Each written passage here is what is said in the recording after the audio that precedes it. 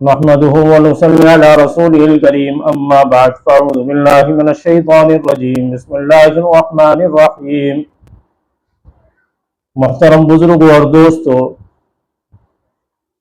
اس زمانے کے اندر بہت سارے انسان جنات سے پریشان ہیں۔ بہت سارے لوگ جن کے اوپر جناتوں کی حاضری آتی ہے،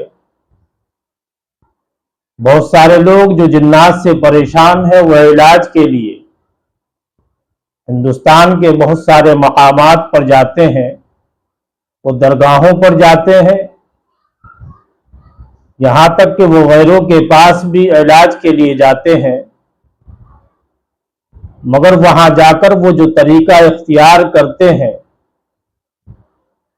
وہ طریقہ روحانیت کے عمل کے خلاف ہے۔ اس لیے بہت سارے لوگوں کو تو ہم نے یہاں تک دیکھا ہے کہ 4 سال 5 سال سے وہ جنات سے پریشان رہتے، مگر ان کا علاج پھر بھی نہیں ہوتا۔ اس لیے میں آپ کو ایک ایسا عمل دوں گا تو جو انسان اس عمل کو اختیار کر لے گا، جنات ان کے جسم سے خود نکل کر کے چلے جائیں گے۔ جس مکان کے اندر، جس فیکٹری کے اندر، جس کارخانے کے اندر جناتوں نے بسیرا کر لیا ہو، وہاں پر اس عمل کو کیا جائے تو اس جگہ کو بھی چھوڑ کر کے وہ جنات چلے جاتے ہیں۔ اس لیے جو انسان جنات سے پریشان ہے، جنات ان کو ستاتے ہیں، جنات کی حاضری ان کے بدن پر آتی ہے، اس انسان کو چاہیے کہ قرآن کریم کی سورۃ طارق جو سورت ہے، جو 30ویں پارے کے اندر ہے، یہ پوری سورت 41 مرتبہ پڑھ کر پانی پہ دم کرے اور وہ پانی صبح اور شام پیا کرے۔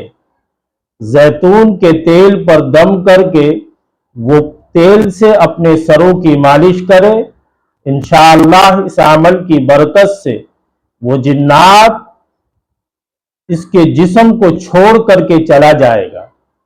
جس کارخانے، فیکٹری اور مکان کے اندر جناتوں نے اپنا اڈا بنا لیا ہو، وہاں پر 41 مرتبہ یہی سورت کو پڑھ کر کے پانی پہ دم کرے اور وہ پانی اس جگہ پر چھڑکاؤ کرے، انشاءاللہ اس عمل کی برکت سے جنات اس جگہ کو بھی چھوڑ کر کے چلے جاتے ہیں۔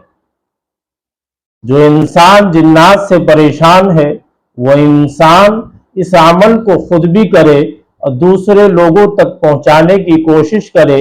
یہ عمل اکابرین کے مجربات میں سے ہے۔